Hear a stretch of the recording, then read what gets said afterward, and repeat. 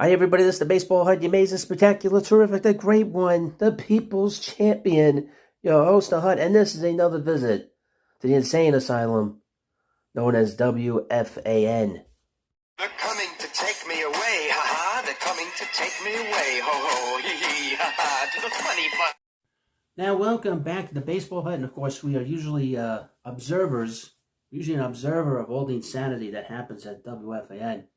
Now, I would mention I am under the weather still, so if you hear me sound a little funny, that's why. A little congested. I do feel like I'm getting a little bit better. I'm not taking anything, and the reason I'm not taking anything, I don't want to take anything. I want to be able to gut this through. But as you know, WFAN is like looking through the looking glass of insanity.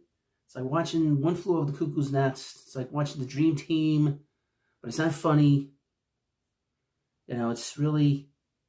It's not like, it's very hard to describe, because they'll say one thing one moment, the next thing another day, the next day something completely different. And then they'll go back to what they said on Monday. Well, the Mets have gotten off to a 3-3 start, as you know, and their offense has been not great. They've had Francisco Lindor doesn't hit in April, although he had a big hit on Wednesday's win in the 8th inning. Juan Soto he's been good, not great. But Pete Alonso has been excellent. The rest of the lineup hasn't done much. But Pete, we'll start with Pete, because that's really the beginning of all these videos on WFAN, is that the Mets, Pete Alonso has been under attack by WFAN for 2 years. In particular, the mid-morning show of Sal Licata and Brandon Tierney, and I call them the Spaz and the Coconut. Sal Licata is the Spaz, Brandon Tierney is the Coconut. Well, they've been going after Pete for quite a while, and it's stupid, And they try to pretend that they didn't say something 2 years ago, but I have all the receipts here, and you can find them on X. They're all there to find. They said that he was the reason why the Mets clubhouse was toxic in 2023. They begged the Mets for 2 years, 2 seasons to trade him, and they didn't do that, even though there was a rumor that they were shopping him, but it's no big deal. Every player gets shopped, unless they have an immovable contract. But they didn't trade him. And they've done nothing but attack him for the last 2 years. Now, Pete, as you know, he's chasing down, he had this big contract drama.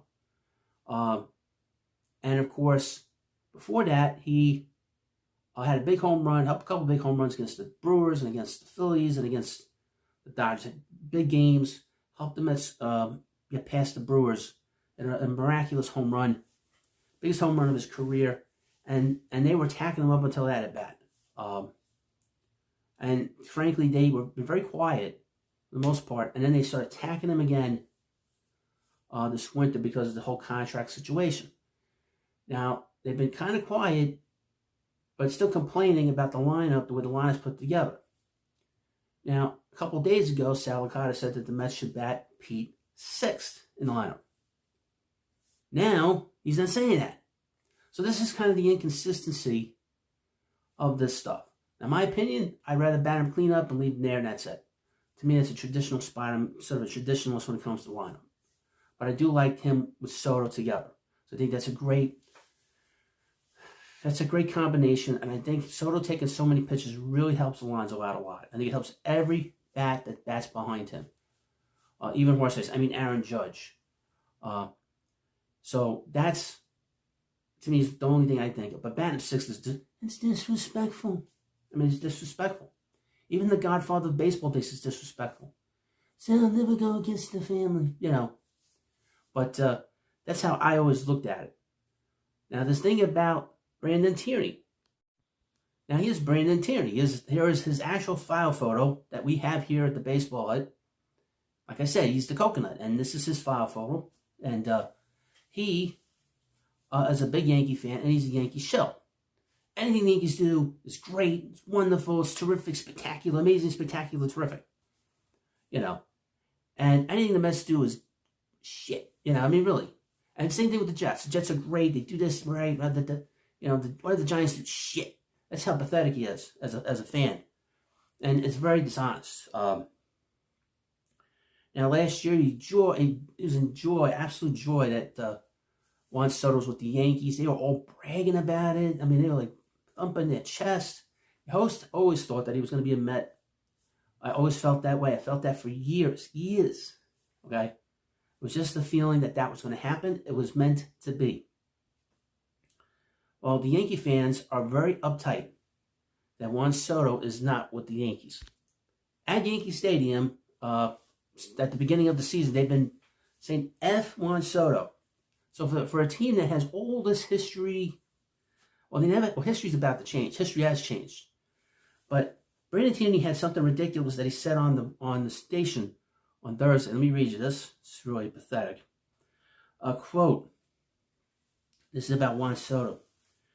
Dude, it's a little much now. It's not surprising that someone got you out. Now, I guess Soto had given, I guess he bowed to the pitcher that got him out. Let me read it again. Dude, it's a little much now. It's not surprising that someone got you out. You're not Rod Carew hitting 360. Now, I would mention about Rod Carew. Rod Carew is a single hitter, okay? Rod Carew struck out more than he walked. Rod Carew had an on-base percentage under 400. Rod Carew is one of the great contact hitters in the history of baseball. Rod Carew only scored 100 runs one time in his career. Okay, he was never a run producer. He was a second baseman with the Twins and a first baseman with the former California Angels. He was never the big guy on your team. The big guys on his team were guys like Carmen Killebrew, Reggie Jackson, Doug DeCensis, Bobby Grich. He was a table setter at best. Stole a lot of bases, 3,000 hits. God bless him. Love Rod Carew. Juan Soto has more walks than he does strikeouts, which is unusual for this day and age. He scores 100 runs. He drives 100 runs. Hit 41 home runs last year. Has won a batting title. Now, Rod Carew's won a lot of batting titles. But the point being is that's a ridiculous comment. I point that out because then I had this comment from last year. A tweet in this post that he had on X. He puts out, this is after the home run against the Guardians that beat the Guardians in the ALCS. $700 million. How quickly he forgets. So he'll go from one extreme to the other extreme depending on who's on his team. It tells you everything you need to know about him. Not a lot of integrity. Really flip-flops worse than any kind of Yankee fan you could possibly imagine. And it's comical. It's funny. And I was posting all this stuff that I have on file, in my medical file, that I have on these people. I mean, my goodness. And now from the vegetable part of the insane asylum, this is from the Spud, Sean Marash, who's another Met hater. He's a Yankee fan. Another complete, total Met hater. To be honest with you. He hates the Mets. And he'll say stuff, folks, that makes no sense. 0 sense. He'll say something. What? It's like, what'd you say? What hurt you? But he had this to say, I guess on the radio today, quote, can we see a little more than just the Marlins in April before we crown Pete Alonso and make anti-Vlad Guerrero Jr. comments? The Spud says, pump the brakes on the Alonso hype, at least for now. Well, I want to point out a couple things. Vladimir Guerrero Jr. never played this far in postseason. Vladimir Guerrero never hit a home run, and no player has ever hit a home run on the road in the top of the 9th inning to win a game in the playoffs. Not once in the 120 years since 1903, since we've had the World Series and the NLCS, the ALCS, the ALDS, the NLCS, or whatever. Never once in the time of postseason play we ever seen a player do that. Never once. He did it on the road. Pump the brakes on the hype. He's going to hit 250 home runs this year, if not more.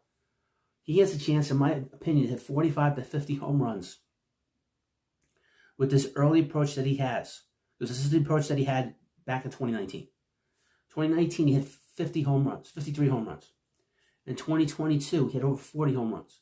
In 2023, he hit 46 home runs. Last year, in a down year, he hit 34 home runs. This is one of the big home run hitters in the history of the Mets. It's going to be the biggest home run hitter if he stays healthy. if nobody hits him on the wrist again. And he's going to have quite the legacy here. And he's already begun to cement it. He's the Rookie of the Year for 2019. If the Mets get to the World Series, he will be the 6th Met to ever win a Rookie of the Year and get to the World Series. Okay? So that's the hype. Okay? Vladimir Guerrero Jr. has never done any of this. Okay, let's be honest. And he is a homegrown Met. And that means a lot. Okay? So we don't have too many guys like that embraces the situation here, has a big personality, and he embraced the second he got here. I've never heard anything bad about him except from this radio station over the last 2 years. Isn't that interesting? And finally, in this video, a couple of individuals that are well, one's really completely insane. It's just like the most dangerous one of all, because he will threaten calls on the phone, and the other guy is probably the one like true Met fan that doesn't complain about the Mets. And he actually called the haters out. And he basically described a spaz licata during the day, saying that all these haters that want to trade him, they say he's not clutch, all this other stuff. Before I forget, up until 2023 or 24, Pete Alonso, 67 of his 200-plus home runs either were hit in the 8th or 9th inning. That sounds clutch to me. That's just what I know. But this is from Greg Giannotti, who's insane. He's completely nuts, completely nuts, folks. Don't doubt me. He had this to say, and this was probably the most sane thing he's said in like 2 years. If not ever. This is what Gregory had to say. The Mets fan never abandoned him. They love him like they love David Wright. Gio says Pete Alonso's always had the Mets fans in his corner, and now he's rewarding them. Yeah, he hasn't done that in the last 6 years. But yeah, this was the most sane thing that this Dome Cup has said in 2 years about the Mets. And it won't be long before he starts to jump off the ledge and start telling you to jump off the ledge if you're listening to him. And this is another report and visit to the insane asylum known as WFAN. They're coming to take me away, ha-ha. They're coming to take me away, ho-ho, hee-hee, ha-ha, to the funny farm.